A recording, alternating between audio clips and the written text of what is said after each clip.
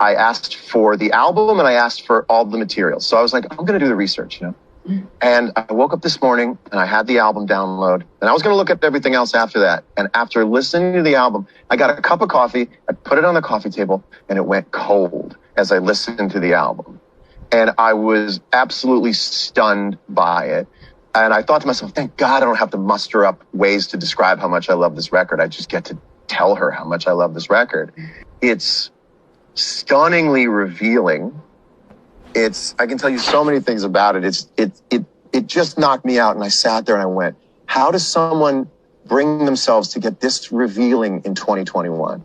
To get this. And I thought it's almost like Adele from the first 3 albums gets off the stage, pulls you by the hand and says, you want to come hang out on the patio with me? I want to tell you how it really is.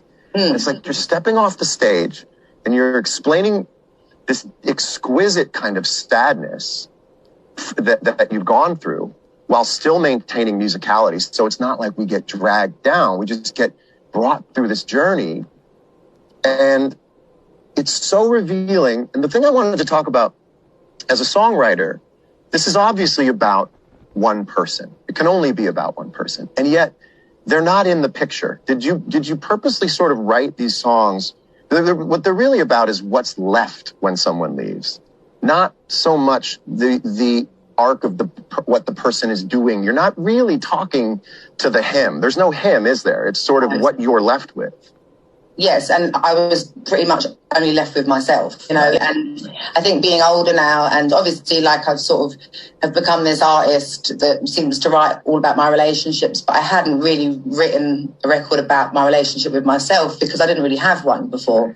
And, you know, I realised, you know, my world does fall apart every time, you know, that a sort of romantic thing goes wrong and stuff like that. This was very different because, you know, we had a child and stuff like that. But I really did realise that I'm always just left with myself. Mm-hmm. And so I really wanted to sort of work out why do I always end up just with me and stuff like that. And there was so many like roads I had to go down to find out. Like, you know, it was literally like sort of doing an ancestry search, but on myself, like, you know, and I realised a lot of things about myself that I didn't like, you know, and traits and patterns and stuff that actually weren't mine. It was that I was just mirroring other people from the past or like inheriting patterns from like, you know, from people in my family. And it was so much work to do. And I don't think I ever could be bothered before, like, you know, and I when I was younger, but also I don't really think it comes into your atmosphere when you're younger either,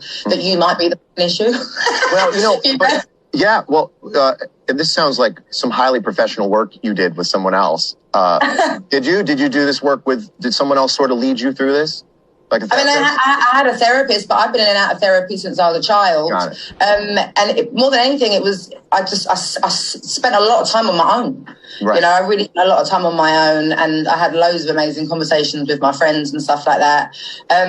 But also would just search for anything that made me feel better, or, you know, or that gave me insight into myself. And for sure, this album really helped. Like, you know, it really, really, really did. Like,